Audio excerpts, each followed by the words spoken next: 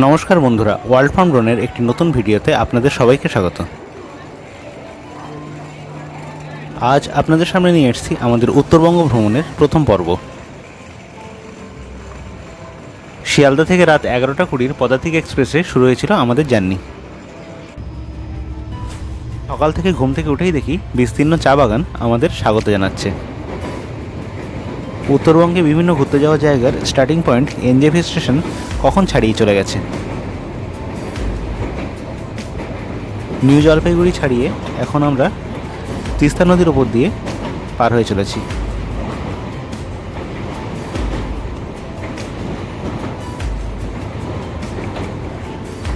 বিস্তীর্ণ তিস্তায় জল এখন অনেকটাই কম, বর্ষাকালে এখানে জল অনেকটা বেশি থাকে।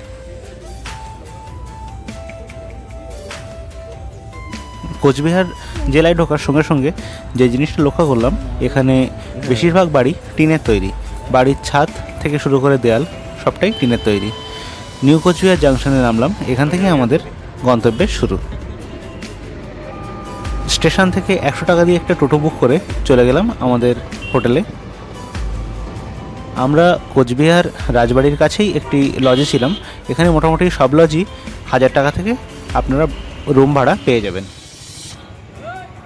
কোচবিহার শহর ঘুরে দেখার জন্য আপনাদের সবথেকে ভালো হয় কোচবিহার রাজবাড়ির পাশাপাশি কোনো লজ বা হোটেলে থাকা।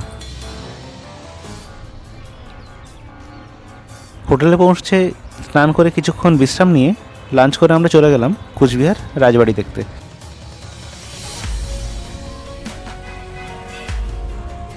এই প্রসঙ্গে একটা কথা আপনাদের বলে রাখি, আমরা গিয়েছিলাম শুক্রবার দিন। শুক্রবার দিন কিন্তু কোচবিহার রাজবাড়ির যে মিউজিয়াম সেটা কিন্তু বন্ধ থাকে। আপনারা শুক্রবার দিন বাদে আর যে কোনো দিন আসলেই মিউজিয়াম খোলা পাবেন। রাজবাড়ির যে গার্ডেন সেটা সবসময় খোলা থাকে, সারা বছরই খোলা থাকে। একই টিকিট, গার্ডেন প্লাস মিউজিয়াম।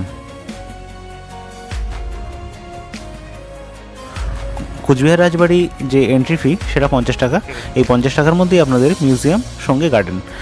আর মিউজিয়াম যদি খোলা না থাকে তাহলে 50 টাকা টিকিট দিয়ে শুধু গার্ডেনটা দেখতে হবে।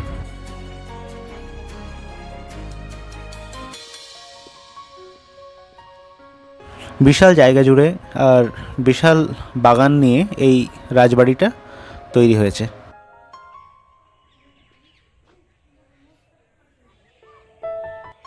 খুবই সুন্দর ব্রিটিশ ধাঁচের স্থাপত্য আর ইউরোপীয় যে শিল্পকলা তার ছাপ দেখা যায় এই কোচবিহার রাজবাড়িতে।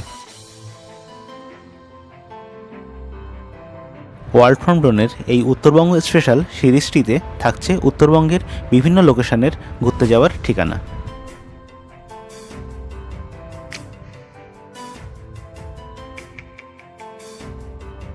কয়েকটি পর্বে পরপর দেওয়া হবে উত্তরবঙ্গের বিভিন্ন লোকেশনের ঘোরার সম্পূর্ণ খুঁটিনাটি তথ্য।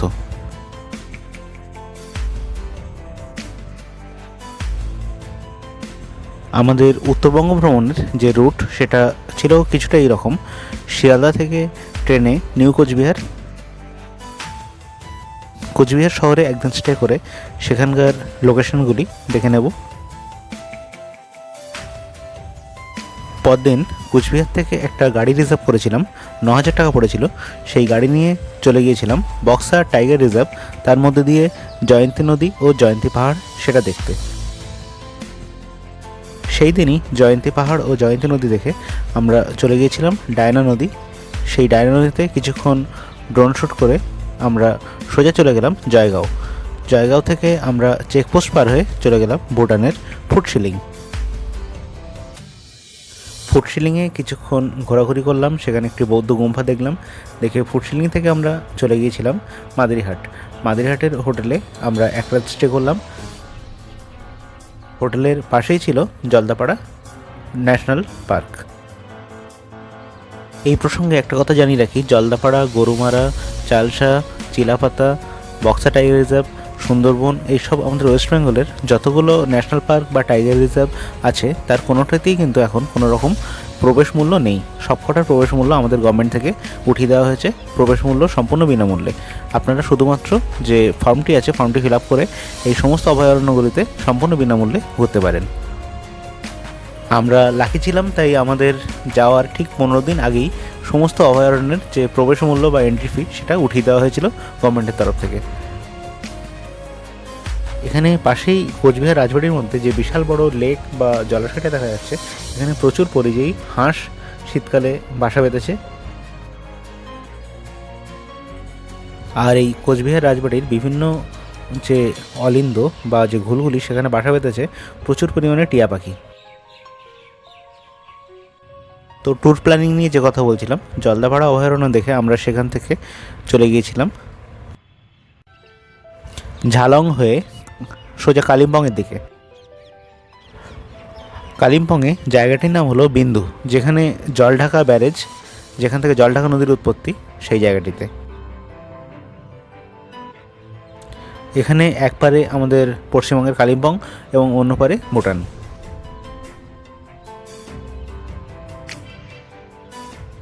বিন্দু দেখে আমরা চালসা ফরেস্টের মধ্যে দিয়ে সোজা চলে গেলাম চাপড়ামারি ফরেস্ট। সেই চাপড়ামারি ফরেস্ট হয়ে আমরা গরুমারা অভয়ারণ্য, জায়গাটার নাম হলো লাটাগুড়ি, সেখানে হোটেল নিলাম এবং সেই হোটেলে স্টে করলাম। লাটাগুড়ি থেকে গরুমারায় যে সাফারি, সেই সাফারি করে আমরা তার পরদিন চলে গিয়েছিলাম গাজলডোবা, সেখানে আমাদের যে তিস্তা নদী তার উপর বিশাল ব্যারেজ, সেই ব্যারেজটা দেখতে। গাজলডোবা ব্যারেজ থেকে তার পরদিনই আমরা নিউ ময়নাগুড়ি হয়ে ফিরে এসেছিলাম শিয়ালদা। এটি ছিল আমাদের উত্তরবঙ্গ ভ্রমণের যে রুট প্ল্যানিং, সেটা আপনাদের কাছে শেয়ার করলাম। পছন্দ হলে একবার এই রুট প্ল্যানিং অনুযায়ী ট্যুরটা করে দেখতে পারেন, আশা করি ভালো লাগবে।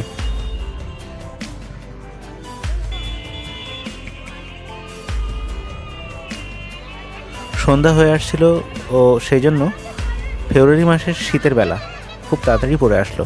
আমরা চলে গেলাম পাশেই মদনমোহন মন্দির। মদনমোহন মন্দিরে সন্ধ্যারতি শুরু হয়েছিল। সন্ধ্যারতি উপলক্ষে মদনমোহন মন্দিরে প্রচুর লোক ভিড় করেছিলেন।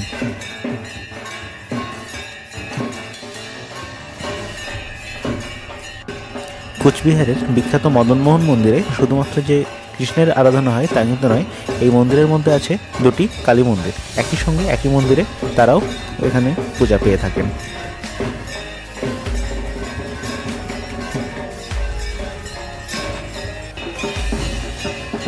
মদনমোহন মন্দিরে সন্ধ্যারতি দেখে এবং প্রসাদ নিয়ে আমরা চলে গেলাম মন্দিরের পাশেই একটা বিশাল লেক, সেই লেকের বাড়ি। কিছুক্ষণ বসে টাইম কাটিয়ে আমরা চলে গেলাম হোটেলে, কারণ এরপর সামনে অনেকটাই পথ বাকি জার্নির, তো বিশ্রাম নেওয়ার তো প্রয়োজন আছে, সেই জন্য আমরা হোটেলে ফিরে গেলাম।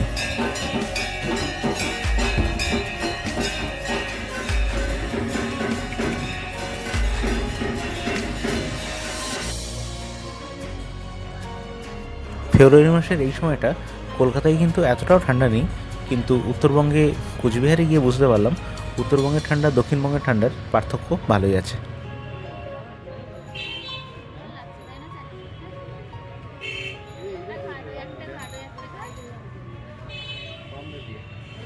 সন্ধ্যারতি দেখে যথেষ্টই ঠান্ডা, সেই ঠান্ডায় কাঁপতে কাঁপতে হোটেলে ফিরলাম। হোটেলে ফিরে কিছু হালকা খাওয়া দাওয়া করে চলে গেলাম বিছানার নিচে।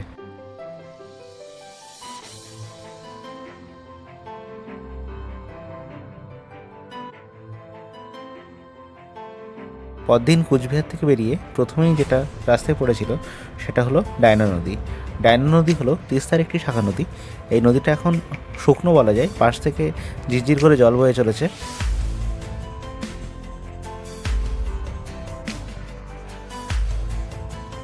এইরকম বিস্তীর্ণ শুকনো পাথরের নদীখাত দক্ষিণবঙ্গে কিন্তু দেখা যায় না।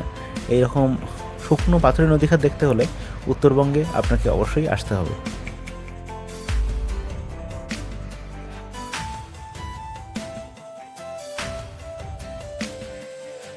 স্থানীয়দের কাছে কথা বলে যেটা বুঝলাম, এই নদীতে বর্ষাকালে জলে পুরো ভরে যায়, কিন্তু শীতকালে এইরকম শুকনো থাকে, মাঝখান দিয়ে সরু জলের ধারা বয়ে গেছে।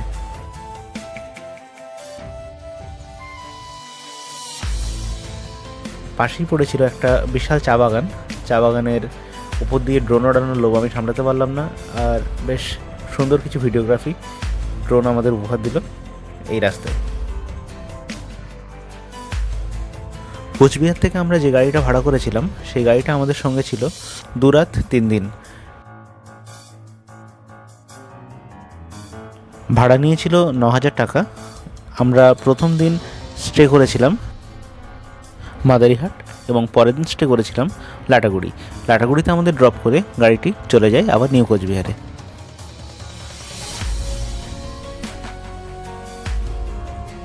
ওয়ার্ল্ড ফ্রম ড্রোনের উত্তরবঙ্গ সিরিজের প্রথম পর্ব কেমন লাগলো অবশ্যই কমেন্টে জানাবেন।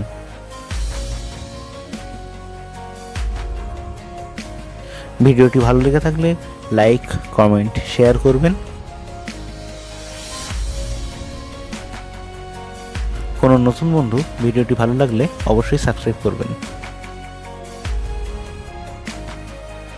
ওয়ার্ল্ড ফ্রম ড্রোন চ্যানেলের মাধ্যমে আমরা আপনাদের সামনে নিয়ে আসছি নতুন নতুন জায়গার নতুন নতুন লোকেশনের ঠিকানা। কখন সেখানে যাবেন, কিভাবে কোন রুট দিয়ে ঘুরবেন, সব কিছুই থাকছে আমাদের ভিডিওগুলিতে। থাকা ও ঘোরা সব কিছুর খরচ, সব তথ্যই দেওয়া থাকছে ভিডিওগুলিতে।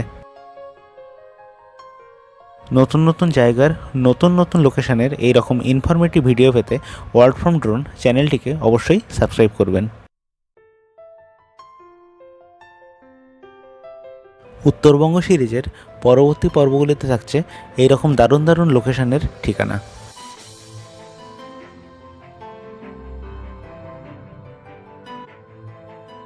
উত্তরবঙ্গ সিরিজের প্রথম পর্বের ভিডিওটি এখানেই শেষ করছি। সবাই ভালো থাকবেন, সুস্থ থাকবেন, ওয়ার্ল্ড ফ্রম ড্রোন চ্যানেলের ভিডিও দেখতে থাকবেন। নমস্কার।